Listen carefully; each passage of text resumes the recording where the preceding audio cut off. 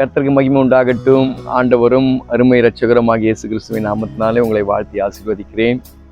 என்ன, எப்படி இருக்கிறீங்க? நல்லா இருக்கிறீங்களா? நீங்கள் நல்லா இருக்கணும். நல்லா இருப்பதுக்காக எங்களுடைய பிரார்த்தனைகளிலும் எங்களுடைய ஜெபங்களிலும் நாங்கள் தினந்தோறும் நினைத்துக் கொள்கிறோம். ஒரு முறை ஒரு இடத்துல இப்படி ஒரு காரியங்கள் நடந்ததாம். ராஜா, அந்த ராஜாவுக்கு பிறந்த நாள். இந்த பிறந்த நாள் நேரத்தில் உலகத்தில் இருக்கிற அந்த ஜனங்களுக்கெல்லாம் தன்னுடைய அரசாளுகிறதான அந்த அரசுக்கு கீழே இருக்கிற ஜனங்களை எல்லாம் பார்த்து ஒரு அறிக்கை பண்ணாங்களாம். என்ன அறிக்கை பண்ணாங்க? ராஜாவுக்கு பிறந்த நாள் வருகிறது, அதனால ராஜாவுக்கு நம்ம ஏதாவது கொடுக்கணும்.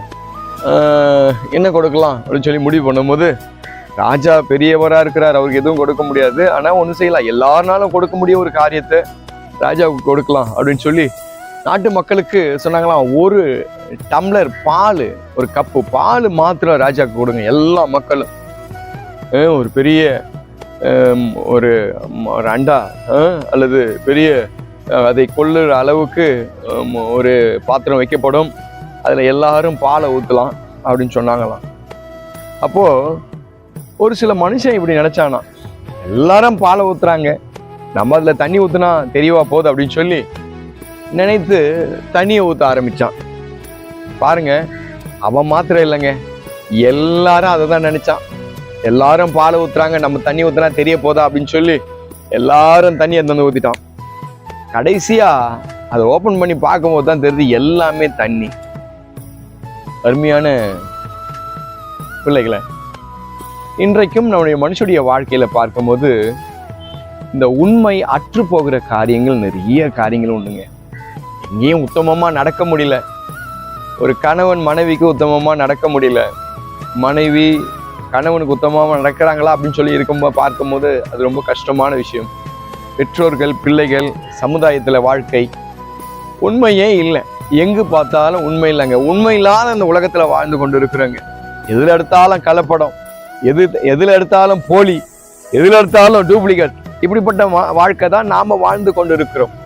இன்றைக்கு பாருங்க, ஒரு மனுஷனுடைய வாழ்க்கையில வேத வசனங்கள் இப்படியாய் சொல்கிறது, உண்மை உள்ள மனுஷன் பரிபூர்ணமான ஆசீர்வாதங்களை பெறுவானா.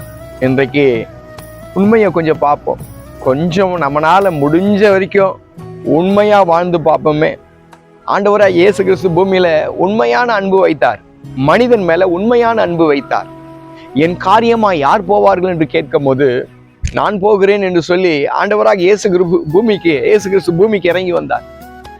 அடிகள் படும், 3 ஆணிகளாலே தொங்க விடப்படுவீர்கள், பரவாயில்லை, உடம்பெல்லாம் உடப்பட்ட நிலம் போல அடிப்பார்கள், பரவாயில்லை, உடம்புல இருக்கிற எல்லாம் கடைசி சொட்டு ரத்தமும் தண்ணீரும் பூமியில சிந்தப்படும், பரவாயில்லை, காரி துப்பப்படுவார்கள், பரவாயில்லை, அடிக்கப்படுவீர்கள்.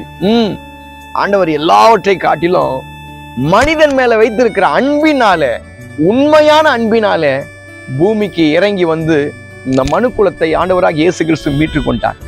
ஆகினால்தான் இன்றைக்கு வரைக்கும் ஆண்டவராக இயேசு கிறிஸ்துவை, அந்த தெய்வத்தை நாம் இன்றைக்கு வரைக்கும் பேசிக் கொண்டிருக்கிறோம். பாருங்க, உண்மை எந்த இடத்துல இருக்குதோ அது கடைசி வரைக்கும் பேசப்படுங்க.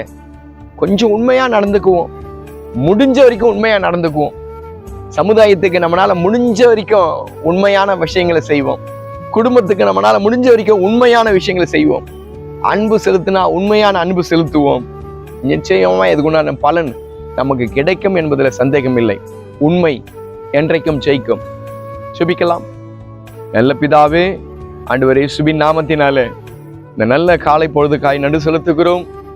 எங்களுடைய வாழ்க்கையில கர்த்தாவே, உண்மை போல இருக்கிற அந்த உண்மை இல்லாவிட்டாலும் உண்மையில இருக்கிற உண்மை எங்களிடத்துல கர்த்தாவே நடைமுறைகளுக்கு வரட்டும் அப்பா. நாங்கள் எதை செய்தாலும் உண்மையாய் செய்ய, முழு மனதோடு செய்ய எங்களுக்கு உம்முடைய அனுகிரகத்தை தரும்படியாய் செபிக்கிறோம். கரத்துல தாழ்த்துக்கிறோம், ஒப்பு கொடுக்கிறோம். பெரிய காரியங்களை செய்யுங்க இயேசுவின் நாமத்தில் பிதாவே, ஆமேன்.